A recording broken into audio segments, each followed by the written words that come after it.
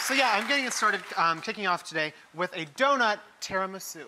Donuts? That's right. Tiramisu? So we're basically replacing... That would be fun for a brunch. Exactly, yeah. So we're lovely basically brunch. replacing the lady fingers that you would typically use in a tiramisu Gotcha. with donuts. With donuts. And all of these recipes we're going to show you guys today, they all have donuts in them, obviously, but they're also all no-bake desserts, and they're super easy and just like assembly only. So these are like really simple things that pretty much anybody can make. So in this stand mixer, I have a 1.25 cups of heavy cream. I just whipped that a little bit. I added in a whole... Don't make butter. Don't take it too far. Right. I added in a container of mascarpone. A little bit of cocoa powder, because I'm going to make a chocolate tiramisu today. Chocolate tiramisu. Kind of fun twist on a tiramisu. And then we're going to sweeten it up with just a little bit of powdered sugar. Because our donuts are pretty sweet, so we don't need a ton of it. I was going to say, because your donuts, even plain donuts, are, of course, sweet to begin with. Exactly.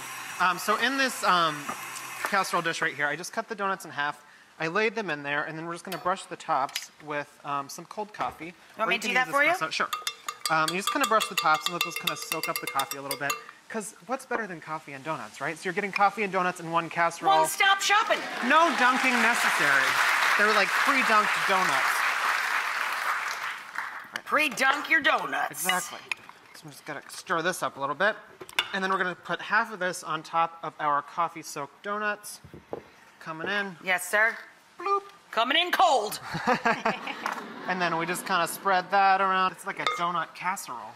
Donut casserole. And then we put the rest of our donut tops right back on top of there.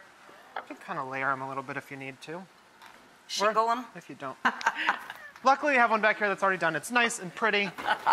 You let that sit in the fridge for a couple hours overnight. Ta-da! I'm going to top it with some chopped espresso, chocolate-covered espresso beans. Woo!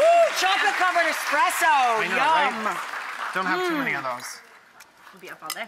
And then some cocoa powder, of course, because it is a tiramisu. Nice. Look at that. Beautiful, right? I'm making a pumpkin donut icebox cake. So again, no baking required. We know that I'm also not a baker. So assembly only. I'm going to sweeten up a little bit of whipped cream with some maple syrup. Yum. And a little bit of salt. We're going to just shingle in the pumpkin donut. So I took a donut, I cut it once through and then once the other way. Once horizontally and then across the vertical, center vertically. So then I'm just going to shingle these in the bottom. And I think it's about 10 per layer. This is a 9-inch springform pan. So then you take about 1/3 of the cream, and everyone in the kitchen's like, Jeanette, use an offset spatula. And I'm like, I don't like offset spatulas. So I use the back of my measuring cup. Good girl. And I just, so do a few more rounds, you shingle them in again, top it with a little bit more whipped cream. And then I've got one on the back counter. You want me to get it for you, baby? Yes. Oh, this Thank looks you. fancy. So you wrap this up in plastic wrap. And you chill it? Yeah, you chill it overnight. You leave it in there for 2 days. It's fine. What's that going on?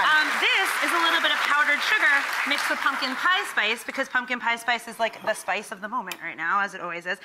We just wanted to top it with a little bit of powdered sugar and pumpkin spice. Lovely. And I feel like this looks like you bought it at a fancy bakery, doesn't it? Lovely.